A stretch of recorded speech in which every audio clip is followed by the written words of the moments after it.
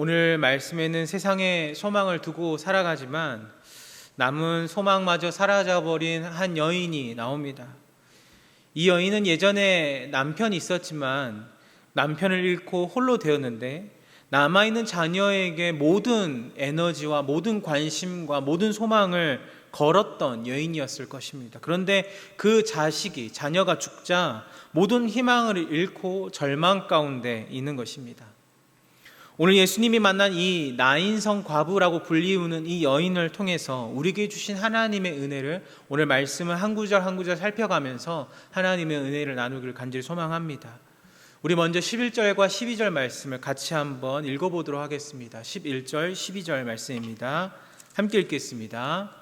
그 후에 예수께서 나인이란 성으로 가실새 제자와 많은 무리가 동행하더니 성문에 가까이 이르실 때 사람들이 한 죽은 자를 메고 나오니 이는 한 여인의 그의 어머니는 과부라. 그 성에 많은 사람도 그와 함께 나오거늘. 아멘. 오늘 말씀의 시작은 이렇게 시작합니다. 예수님께서 제자들 그리고 많은 무리와 함께 나인이라고 하는 성으로 들어가시는 장면으로 오늘 말씀이 시작합니다. 예수님께서 여기까지 오는 과정 가운데 어떤 일을 행하셨냐면 수많은 기적들을 행하셨습니다. 이로 인해서 예수님의 주변에는 제자들뿐만 아니라 다른 많은 사람들이 예수님을 따르기 시작했습니다. 왜 그렇습니까? 주님에게서 무엇이 선포되기 시작했냐면 기적, 다른 말로 하면 우리의 표현을 하면 생명이 선포되고 있기 때문에 그래요. 사람들의 눈으로는 기적을 보았습니다. 지금 이 성에서 하룻길 떨어진 가버나움이라는 곳에서 죽어갔던 백부장의 종을 살리고 수많은 영혼들을 살리기 위해서 이제 다시금 발걸음을 돌려서 나인성으로 들어오시는 거예요. 주님의 무리, 제자들과 다른 많은 사람들의 무리는 굉장히 그 행렬은 조용한 듯 느껴지지만 굉장히 그 안에 있는 사람들의 마음은 어떠냐면 조용한 것이 아니라 굉장히 기대감이 가득 차 있었을 것입니다. 왜 그럴까요? 예수님이 계속 기적을 행하셨잖아요. 사람을 살려내고 하나님께서 죽었던 자를 일으키시는 그 기적을 보았거든요. 그러니까 이 사람들은 비록 이 웅성웅성됨은 없다 할지라도 마음속에 어떤 마음이 있어요? 기대감이 넘치는 거예요. 어떤 기적을 또 볼게 될까? 어디를 가든지 예수님을 따르는 사람들은 다른 기적을 행할 것을 기대하고 나오는 겁니다. 그리고 그렇게 나인이란 성까지 이르게 되는 거예요. 나인이란 성으로 행하는 그 예수님의 행렬은 기대감과 기쁨 이런 것들이 가득했었을 것입니다.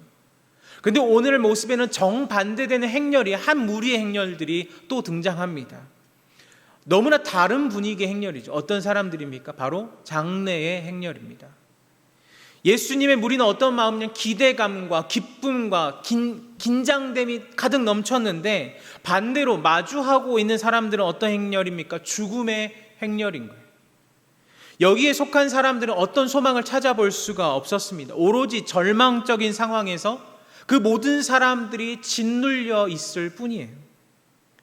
죽은 자를 메고 나오는 이 장례 행렬만으로도 비극인데 그 비극의 주인공이 어떤 사람이냐면 여인인데 이 죽은 사람이 누구냐면 이 여인의 유일한 독자라는 것입니다. 또 심지어 이 여인은 언제 죽었는지 모르는 남편이 죽어서 세상에도 존재하지 않았던 아주 불쌍한 여인이었습니다. 당시 유대의 풍습에 의하면 장례의 모든 사람들은 어떤 사람들이 참여하면요, 동네 사람들이 참여했습니다. 그 동네 주변 사람들이 참여하는 것. 그 여인의 사정을 잘 알았던 동네 사람들이라면 어떤 마음이 들었을까요? 정말 애틋하고 정말 안타까운 마음으로 그 장례 행렬에 참여하고 있었을 겁니다. 두 행렬이 나옵니다. 너무나 상반되는 모습이죠. 한 무리는 굉장히 기대하고 긴장감 넘치는 기대감으로 기쁨으로 나오지만 다른 무리들은 굉장히 슬퍼하며 애통하며 안타까움에 나오는 거예요. 근데 여기서 우리가 주목해야 할 것은 유대인의 풍습이 한 가지 있습니다. 그것은 이 유대 땅은 어떤 곳이냐면 더운 나라이기 때문에 사람이 죽으면 그 당일의 장례를 다 치르는 거예요. 다 치러서 이 나인성의 과부 역시도 어떻게 하냐면 아들이 역시 그날 아침에 아침에 아니면 그날 저녁에 죽었을 가능성이 크다라고 보는 겁니다. 왜? 하루 안에 지금 다 마무리가 됐거든요. 그런데 오늘 말씀 보니까 어떤 일이 일어나냐면 예수님께서 가버나움을 떠나서 나인 성문에 이미 다다르고 계셨다라는 것을 오늘 주목해 봐야 합니다. 가버나움에서 나인성까지는 대략 어느 정도 걸리냐면 우리의 수치로 따지면 약 40km 정도 된다고 이야기합니다.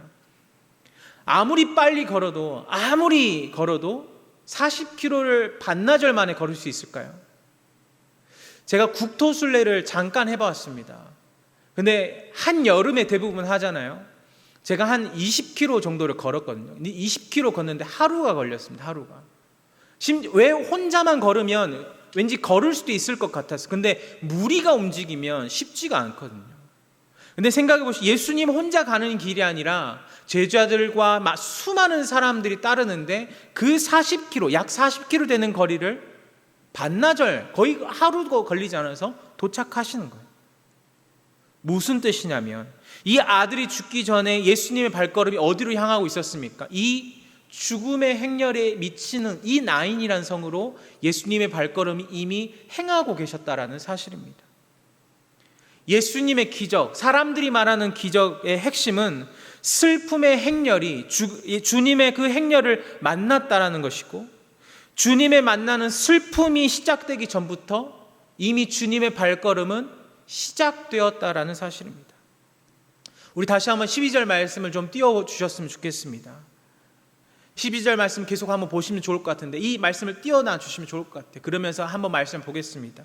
예수님께서 나인성에 이르렀을 때 어떻게 됩니까? 이 무리와 마주치게 되는 거예요. 마주치게 됩니다. 그런데 이 무리들이 슬퍼하는 이유를 좀 전에도 말씀드렸어요. 무슨 이유 때문입니까? 여인의 아들이 죽었기 때문이에요. 장례를 이미 마치고 마지막에 굴에 장사 지내기 위해서 이 성 밖으로 나가고 있는 장면입니다. 네, 화면을 내려주시면 감사하겠습니다. 한번 우리가 이제 상상해 보셨으면 좋겠어요. 이제 다 이해가 됐습니다. 여인의 슬픔을 이해하셨고 이제 이 상황을 다 이해하셨습니다. 얼마나 모든 죽음이라는 것이 슬프지 않을 수가 없어요. 다 슬프고 비극적이겠지만 이 나인성을 나오고 있는 행렬은 처절하고 참담하기 그지없는 슬픔의 행렬이었습니다. 어머니의 입장에서 한번 생각해 보십시오. 얼마나 마음이 미어질까요? 얼마나 마음이 아플까요? 그러나 이 본문은 과부의 슬픔이 더욱 처절한 이유를 이렇게 이야기합니다. 단지 젊은 나이에, 어린 나이에 아들이 죽었다는 것이 아니라 그의 아들이 독자이기 때문이라는 사실이에요. 독자이기 때문이다. 이것이 무슨 말입니까? 의지할 것 하나 없는 여인에게 무엇을 의미하고 있어요? 유일한 희망이라는 것을 의미하고 있는 거예요. 남편도 없죠. 유일하게 자녀 한 명 있죠. 유일하게 의지할 거라고는 자녀에게 희망을 걸었던 겁니다. 이 여인의 슬픔은 누구를 빗대어서 이야기할 수 있습니까? 이 땅을 살아가는 우리에게도 동일하게 적용할 수가 있는 것입니다. 어떤 적용입니까? 제가 말씀을 적으면서도 많은 고민을 했어요. 우리가 세상을 살아가면서 무엇에 희망을 두고 살아가는가? 우리가 이 땅을 살아가면서 무엇에 소망을 두고 살아가는가라는 사실이에요. 저도 아들이 하나 있기 때문에 한번 상상해 봤어요. 제 아내가 죽고 아들과 혼자 생활하는데 아들마저도 어려움을 겪는다. 어떻게 이것을 돌파해야 할까? 아무리 믿음이라는 것이 주어졌지만, 근데 오늘 말씀에 보니까 이렇게 이야기하는 거예요. 우리에게 세상에 소망을 두지 않고 하나님께 소망을 두어라. 근데 이것이 우리에게 굉장히 상투적으로 들립니다. 너무나 익히 신앙생활을 오래 하다 보니까 이것이 당연한 듯이 받아져요. 우리의 시선이 어디를 향하고 있는지 한번 주목해 보셨으면 좋겠습니다. 내 자녀들에게 행하고 있는지, 세상을 향해 나아가고 있는지, 삶의 절반에 어디를 향하고 있습니까? 사람과의 관계인가요? 아니면 어떤 다른 것에 의지하고 있으십니까? 오늘 우리가 결론을 낼 수 있는 것은 한 가지입니다. 오직 여호와께 우리의 시선을 두는 저와 우리 모든 성도님 되시길 간절히 소망합니다. 지금 이렇게 말하고 있는 것은 저의 다짐이자 저의 고백이기도 합니다. 저도 그런 어려움이 다가오면 어떻게 될지 사실 두려워요. 두렵습니다. 목회자이지만 잘 이겨낼 자신이 사실 없습니다. 그러지만 우리가 하나님의 믿음을 주셨다면 하나님께 시선을 맞추고 하나님의 뜻을 맞춰서 우리가 온전히 믿음으로 승리할 수 있는 하나님의 은혜를 달라고 구하는 저와 여러분 되시기를 간절히 소망합니다. 하나님을 구하는 인생을 살아가야 합니다. 오직 우리의 삶에 예수님이 소망이 되시는 그 역사를 우리가 일어나게 되기를 꿈꾸셔야 합니다. 오늘 이 나인성 과부의 아들을 살리신 기적이 나타나게 되는데 여기서 집중해서 봐야 하는 것이 있습니다. 그것은 그 무엇보다도 기적의 시작이 예수님의 마음에서부터 시작되었다라는 것을 우리는 주목해 봐야 합니다. 우리 13절 말씀인데요. 우리 13절 말씀 같이 한번 읽어보겠습니다. 시작. 주께서 과부를 보시고 불쌍히 여기사 울지 말라 하시고. 아멘. 예수님께서 성에 들어가시면서 안타까운 마음을 보시고 거기에 집중하십니다. 마주치기 전부터 거기에 집중하세요. 그리고 그 여인의 아픔을 다 이해하시고 어떻게 하십니까? 그녀의 아들을 살려주시는 거예요. 우리가 예수님을 너무나 잘 알고 있습니다. 예수님을 이해하고 예수님의 능력을 잘 알고 있다면 뭐 이 정도쯤이야. 예수님이 죽었던 사람도 살리시는데 이 정도쯤이야 할 수 있습니다. 그런데 오늘 우리가 본문에서 주목해 봐야 하는 것은 무엇이냐면 예수님이 그녀의 아들을 살리실 때 어떻게 하셨냐라는 거예요. 대부분 예수님께서 기적을 행하실 때 어떻게 하시냐면 청함을 받습니다. 좀 도와달라고 이야기하는 거죠. 살려달라고 이야기합니다. 그런데 오늘 말씀을 보면 그런 내용들이 빠져 있어요. 어떻게 하십니까? 불쌍히 보시고 그녀에게 다가가서 말씀하시는 거예요. 예수님, 제 아들을, 저 여인을 좀 도와주세요. 제 아들을 살려주세요. 이런 메시지가 없었습니다. 예수님, 제 아들 한 번만 살려주시면 제 목숨이라도 바치겠습니다. 이런 내용이 빠져 있어요. 없어요. 오히려 한 번도 청하지 않습니다.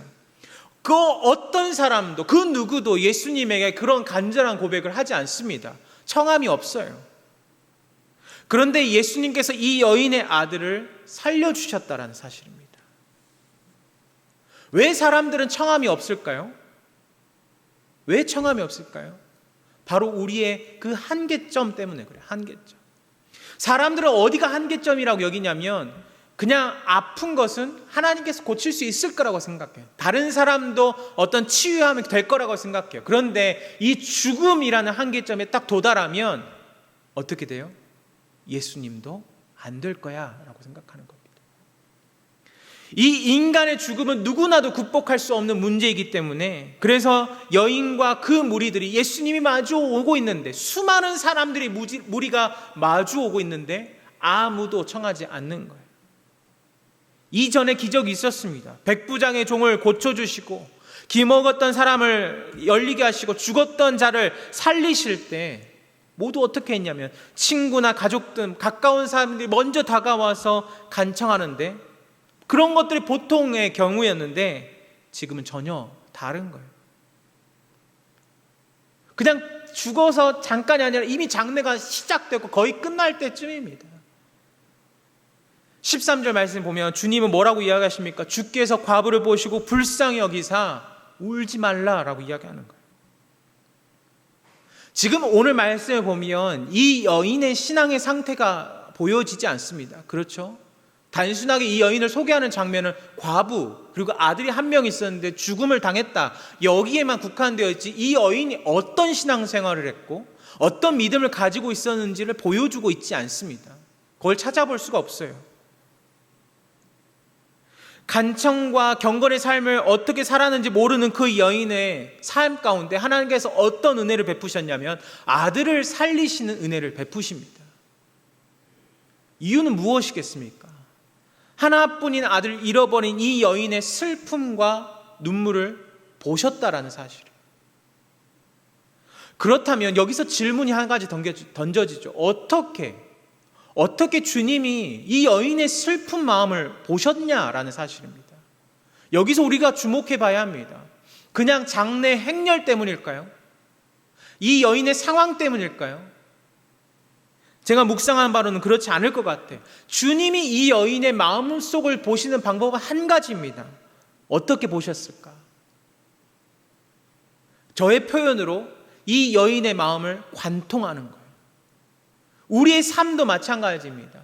하나님이 우리의 모습을, 우리의 마음을 살피시는 것은 내 상황이 이래서, 내 환경이 이래서, 내 모습이 이래서가 아니라 하나님이 우리의 마음을 관통하시기 때문인 줄 믿습니다. 그렇게 보시는 거예요. 들어가셔서, 우리의 마음속으로 들어오셔서 보시는 거예요. 우리가 주님을 기억할 때 우리는 스스로 어떻게 기억하냐면 우리 스스로의 방법, 인간적인 방법으로 상상하게 됩니다. 주님이 그 여인을 보셨을 때 그녀의 마음 가운데 들어가는 것은 어떻게 들어가고 말씀하시냐면 이 말씀으로 딱 표현되는 거예요. 울지 말라. 울지 말라. 지금 이 행렬이 슬퍼 보이고 상황이 그녀가 울고 있어서가 아니라 그 마음속 중심에 있는 그 여인의 슬픔을 아셨기에 주님께서 말씀하시는 거예요. 울지 말라. 아들 하나 바라보고 그 아들로 인하여서 대를 잃을 수밖에 없는 상황에서 아들을 잃어버렸다는 것, 모든 것을 잃어버렸습니다. 우리 성경에는 그 여인에 향해서 불쌍히 여기사라고 되어 있는데 사실은 예수님이 느끼는 감정이 문제가 아니라 그 여인의 마음속으로 예수님이 들어가셨다라는 것을 표현하고 있는 단어입니다. 불쌍히 여기사. 예수님의 마음을 움직이는 것, 그래서 기적을 만드는 사람, 만드신다는 것은 사람의 기대가 아닙니다. 사람들이 원하는 표적도 아니었습니다. 우리가 여기서 볼 수 있는 것은 무엇이냐면 성경 말씀에 애통하는 자는 복이 있나니 하나님께서 기뻐하신 제사는 어떤 거냐면 상한 심령이다라는 말씀을 이해할 수가 있는 거예요.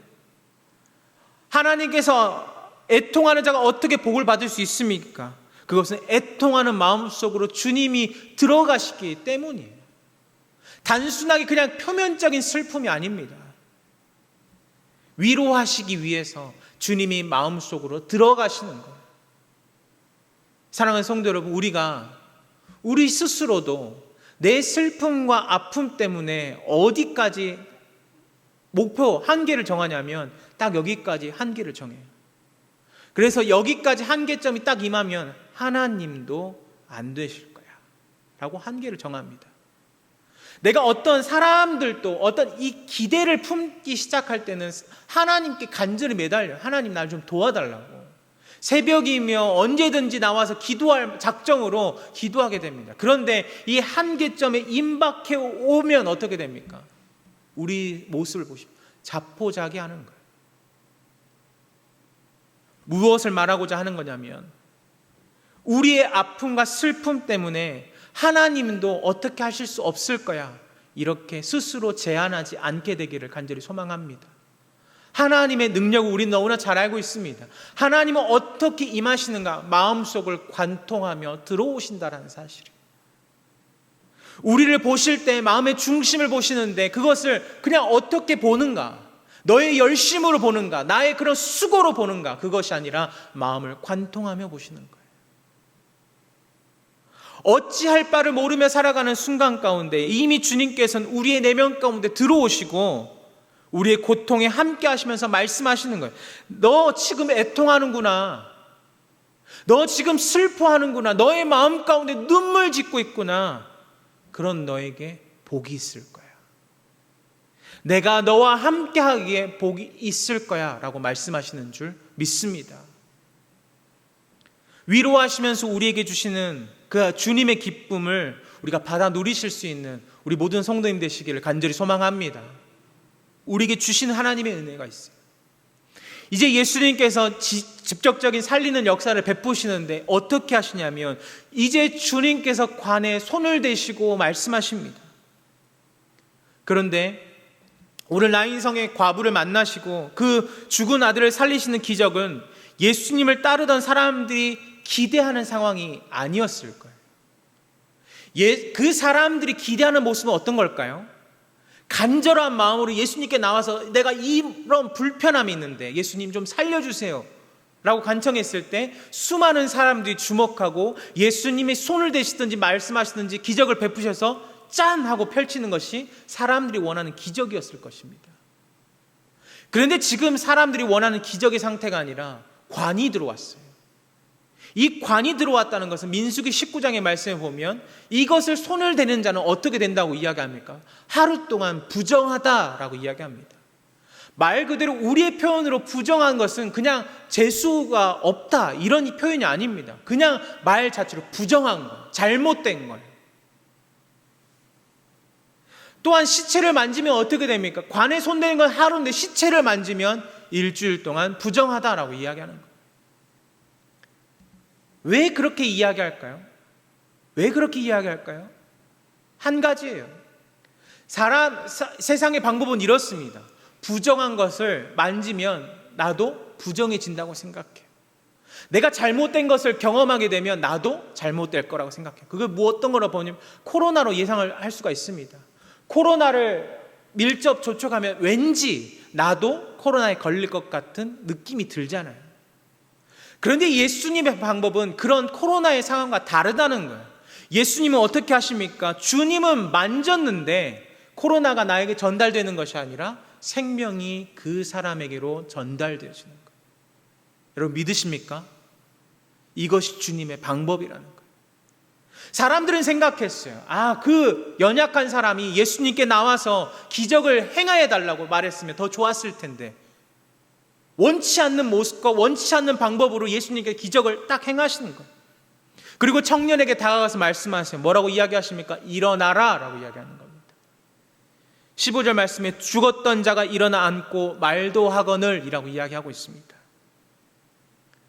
오늘 말씀 가운데 다른 치유 사건을 통해서 하나님의 기적 안에 담겨져 있는 또 다른 하나님의 뜻을 볼 수가 있습니다. 우리가 잘 아는 말씀이 있습니다. 12년 동안 혈루병에 걸렸던 여인의 이야기입니다. 그 12년간 하혈하면서 공동체에서 소외되어 있던 여인을 고치시는 일인데 부정하다고 생각되어져서 그 여인은 어떻게 됩니까? 정상적인 삶을 살아갈 수가 없었어요. 공동체와 소외되어서 따로 홀로 외롭게 살아가야 합니다. 그런데 이 여인이 용기 내어서 예수님 곁에 가서 예수님의 옷자락을 만졌을 때 어떻게 됩니까? 병이 낫게 되었어요. 그리고 여인을 부르십니다. 마가복음 5장 29절 말씀에 이렇게 나와 있는데 이에 그의 혈루 근원이 곧 마름에 병이 나은 줄을 몸에 깨달으니라 라고 이야기합니다. 여인이 소원했던 일이 일어났습니다. 몸에 병이 나았어요. 그럼에도 불구하고 예수님께서 어떻게 하시냐면 그 여인을 찾으시는 거예요. 나에게서 능력이 나갔다라고 이야기하시잖아요. 그리고 누가 나에게 만졌는지 내 옷자락을 만졌는지 알아야겠다라고 이야기합니다. 이 여인이 병을 낫는 것보다 더 중요한 것이 있었는데 그것이 바로 선언이에요. 어떤 선언이냐면 마가복음 5장 34절 말씀에 보면 예수께서 이르시되 딸아 내 믿음이 너를 구원하였으니 평안히 가라 내 병에서 놓여 건강할지어다. 아멘. 이렇게 말한 이유가 있습니다. 5장 34절 말씀에 이렇게 말한 이유는 바로 앞에 대한 질문이에요. 이렇게 이야기합니다. 여자가 자기에게 이루어진 일을 알고 두려워하여 떨며 와서 그 앞에 엎드려 모든 사실을 여쭈니 라고 되어 있습니다. 이해가 되시죠? 예수님께서 이렇게 하신 이유는 그 여인이 두려워하며 떨면서 예수님께 여쭈어 봤어요. 이 여인이 원하는 병이 나았지만 두려워하고 떨고 있습니다. 아직 무엇이 없는 거예요? 마음에 평안이 없는 거예요. 평안이 없어요. 예수님께서 우리의 치료자 되시는 것은 단순히 병의 치유를 말하는 것이 아닙니다. 치유를 통해 우리에게 주시기를 원하는 것이 있어요. 그것이 바로 기쁨과 평안인 줄 믿습니다. 좀 전에도 말씀드렸어요. 예수님께서 나인성 과부에게 그 아들을 선물로 주신 것은 이제부터 무엇이 일어나길 원하시는 거냐면 예수님과 그녀와의 관계입니다. 그 여인의 신앙의 상태가 어떤지 모른다고 말씀드렸어요. 예수님께서 슬픔으로 가득 찼던 그 여인에게 무엇을 선물로 주신 것입니까? 기쁨을 다시 주시는 거예요. 슬퍼하고 애통했던 그 여인에게 기쁨을 주시는 거예요. 오늘 우리가 이 치유를 통해서 알아야 할 것이 있습니다. 그것은 주님의 마음인 거예요. 주님의 마음.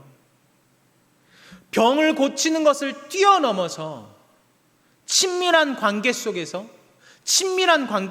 기쁨과 평안을 주시는, 인격적으로 만나길 원하시는 것이 주님의 마음인 줄 믿습니다. 근데 우리는 어디에 국한되어 있어요? 병이 치유되면 거기로 그쳐버리는 거예요. 내 목표를 이루면 거기로 끝나버리는 거예요. 예수님이 기적을 행하시고 사람들이 놀랐다라는 것을 성경은 기록하고 있는데, 그리고 깨닫는 것이 있는데 바로 16절 말씀입니다. 마지막으로 16절 말씀 같이 한번 읽어보도록 하겠습니다. 함께 읽겠습니다. 모든 사람이 두려워하며 하나님께 영광을 돌려 이르되 큰 선지자가 백성을 돌보셨다 하더라. 아멘. 기적의 말씀을 묵상하면서 묘하게 대조를 이루는 것이 있어요. 오늘 말씀의 제목과 같은데 두려워하며 라는 부분과 그 뒤에 바로 이어서 나오는 하나님께 영광을 돌려라는 거예요. 여러분, 이 단어가 잘 어울려지십니까? 저는 계속 이렇게 보는데 잘 어울리지 않는 것 같아요. 두려워하며 영광을 돌리다. 이 말씀 가운데서 아주 자연스럽지 못하는 것 같다는 생각이 들었어요. 근데 두려움이라는 감정을 우리가 어떻게 이해하고 있습니까? 두려움, 무서워한다라고 이해하고 있어요. 그런데 이 두려움은 어떤 두려움이냐면 경외함이에요. 경외함. 사람들이 초자연적인 현상을 경험할 때 느끼는 감정입니다. 경외함. 영어 단어에서 awesome이라는 단어를 아실 겁니다. 많이 들어보셨을 거예요. 이 단어에게는 여러 뜻이 있는데 우리가 잘 아는 뜻은 최고, 엄청난 뜻일 수 있어요. 그런데 또 다른 뜻이 있어요. 무엇입니까? 바로 두려움을 일으키게 하는 이라는 형용사의 뜻이 있습니다. 두려움을 일으키게 하는. 우리가 하나님 앞에서 두려움을 느낀다는 것은 언제입니까? 언제 두려우신가요? 그분을 최고로 인정할 때 두려워지는 거예요. 그분을 가장 중요하다고 생각할 때 두려워지는 거예요. 신방을 하다 보면 어린 목사이지만 가끔 그런 분들이 있어요. 목사님 옆에서 밥 먹는 것이 부담스럽네요. 목사님 앞에서 밥 먹는 것이 부담스럽네요. 물론 목사라는 직업 때문에 어색해서 부담스러운 것도 있겠지만 그만큼 서로를 존중하고 있기 때문입니다. 제 아들은 제 앞에서 밥 먹을 때 전혀 두려워하지 않습니다. 그냥 찌개, 제가 항상 말해요. 찌개는 엄마랑 아빠 밥 먹을 때는 그냥 이렇게 찌개는 그냥 숟가락 넣고 퍼먹어요. 그렇지만 다른 사람 있을 때는 조용히 떠다가 네 그릇에다가 먹어 이렇게 이야기합니다.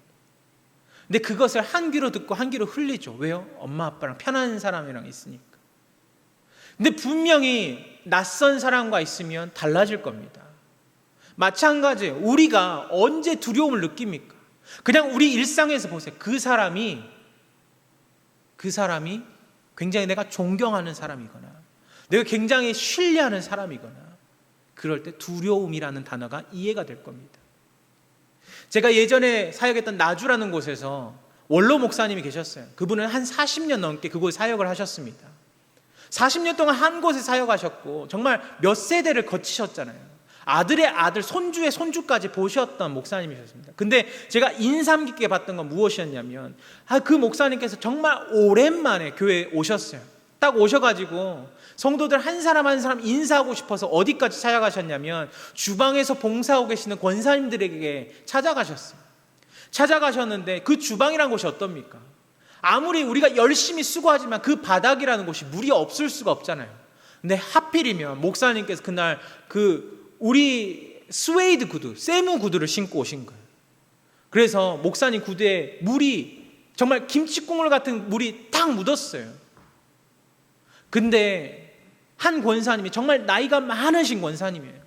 아마 우리 이명자 장로님 나이뻘 되는 권사님일 수 있어요. 근데 그 권사님이 어떻게 하셨냐면 자기 옷을 이렇게 빼어다가 목사님 구두를 닦아주시더라고요. 제가 느꼈어요. 얼마나 존경하면 그렇게 할까? 얼마나 존경하면 저렇게 할까? 우리가 그런 거예요. 지금 말씀드리고 있는 이 어썸, 두려워하고 있는 것은 무서워 떠는 것이 아니라 존경하면서 경외하는 모습. 사랑하는 성도 여러분, 하나님이 우리 가운데 기적을 베푸셨어요. 씻을 수 없는 상처를 치유해 주셨어요. 그리고 우리가 평안할 수 없는데 기쁨과 평안을 주셨어요. 그때 우리의 반응은 어떻게 할까요? 그냥 제 아들처럼 그냥 찌개에 숟가락 넣어서 퍼먹을까요? 그렇지 않을 거예요. 두려워하며 영광을 돌릴 것입니다.